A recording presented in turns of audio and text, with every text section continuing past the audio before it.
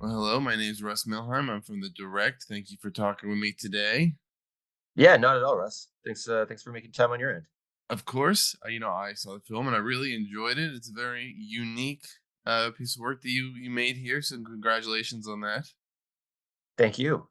Now, obviously, when a lot of people watch this, they're going to think about Jason Voorhees, but Sure. that's an easy comparison to draw. So, what were perhaps some unexpected influences when it came to you know creating this killer and using other killers in horror's long history? Uh, yeah, I mean, Jason's gonna take like be at the front of the pack for a lot of reasons. Also just because he's like the first real slasher as a kid I like attached to. The iconography is just it's too much to pass over. Uh, but also a lot of the slashers that in existence that have already existed, like I did like we're just peeling from their iconography too. So there are like elements in the mask, for instance, of like the miner's mask in My Bloody Valentine. Um, I think in a lot of ways, uh, our slasher Johnny is taking just as much from Cropsy as he is from Jason.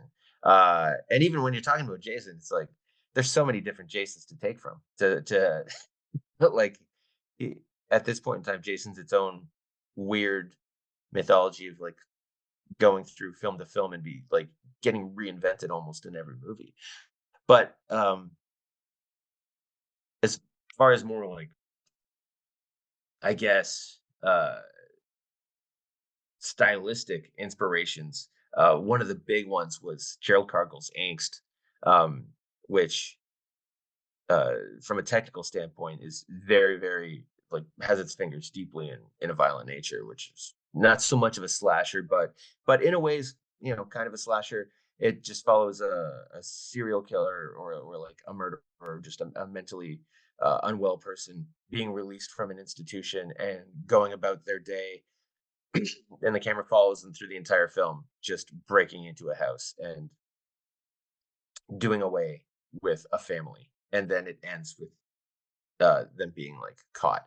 And the whole thing is just following this one character the entire film in a very similar way, except there's narration of like his inner monologue during the whole thing. We were like, Johnny doesn't think too much.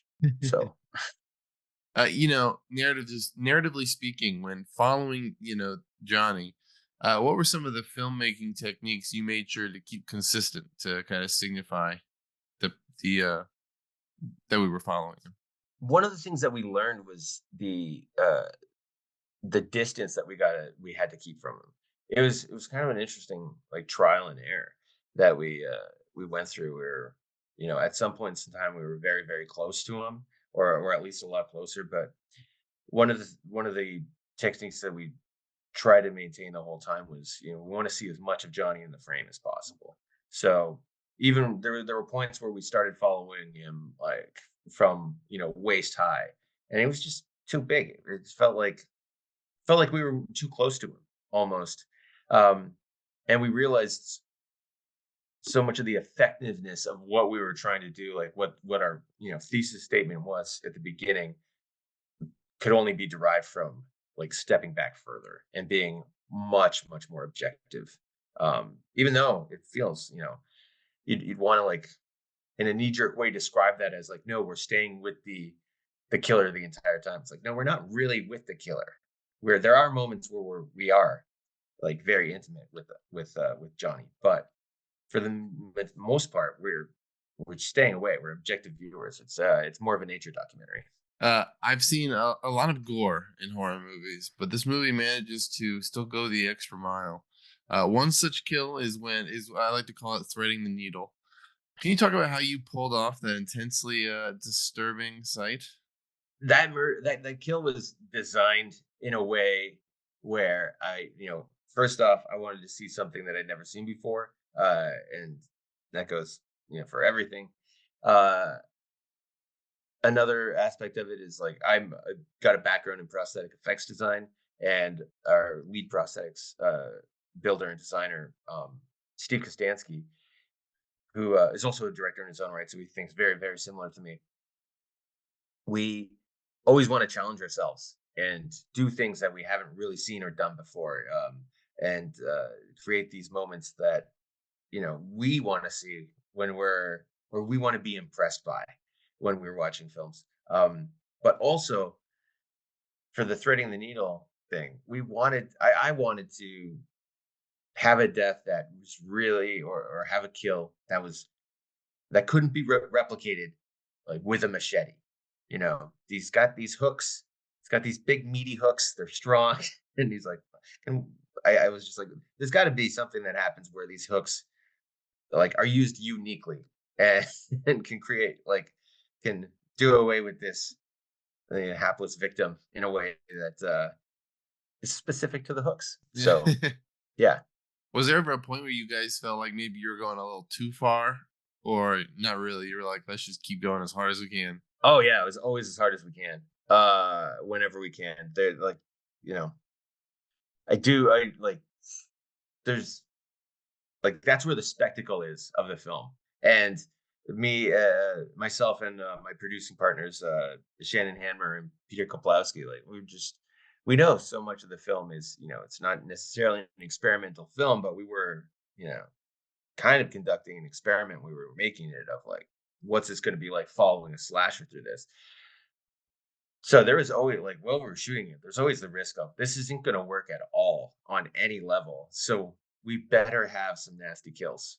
We better have something, that little bit of sugar to make the medicine go down. I want to ask about the ending. Uh, Mhm. do we need to be worried about our sole survivor, or what exactly did you want audiences to understand and take away from that final moment in like those last 10 minutes? I feel like the final 10 minutes are what the entire film is about. I had this idea of like what I wanted to see, and uh like what I wanted these like stringent rules of this experiment to be. But it wasn't until the third or fourth rewrite that that scene even came into place, like that ending even existed. Um and when I did write it, I like quickly realized like, oh, this is, to me anyways, this is what the entire film is about. And if there's any point to what we created, like it's in those, in that last ending coda. I think it could be, it was it was summer. It was the example of it came to me, or the easiest way to like explain it for me was when my editor's parents uh went to see the film. Our editor Alex Jacobs, his dad, his father Tom, actually plays like Johnny's dad's reflection in the mirror. So he's pretty excited. But when they watched the film afterwards, they were talking about it with Alex, and Tom was mentioning like at the end, there's a point where our final girl is just like looking off into the woods in like almost like a state of petrified fear, and um, he was saying like he didn't quite understand why she's just standing there or sitting there, like looking off into the woods. And then his wife just says, like, "Oh, Tom, she's gonna always be looking off into those woods." And I'm like, "Yeah, that's exactly what it is. That's You hit the nail on the head. That's what it's about. It's about what this kind of the fact that the monster never leaves, even after the film ends, even if you get away, it's always going to be there." So you'd say that Johnny probably did not successfully actually catch up to them, but now she's stuck with this trauma of that whole event. I don't know. We're really gonna have to wait for the box office receipts Yeah. to answer that answer that question. Yeah, I was gonna ask, are we gonna get a sequel? Is Johnny gonna terrorize again? Is this the start of a new horror icon? No idea at this point.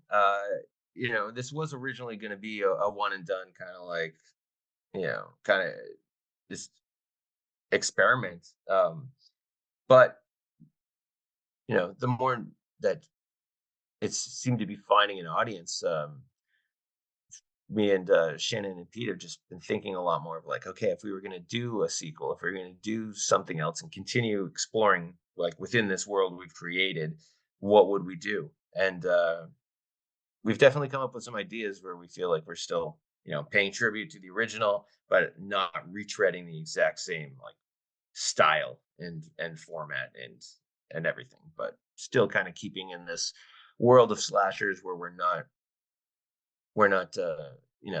smugly criticizing it, but trying to embrace it as much as we can. Well, thank you for talking to me about the movie. I look forward to everyone else getting to see it. It was definitely a journey watching it, and I'm probably going to end up seeing it again. So, Awesome. Well, thanks so much, Russ. Really appreciate the questions. of course, and I look forward to whenever part two comes out. I'll cross my fingers. Yeah, sure. Me too. Don't worry. All Uh, right.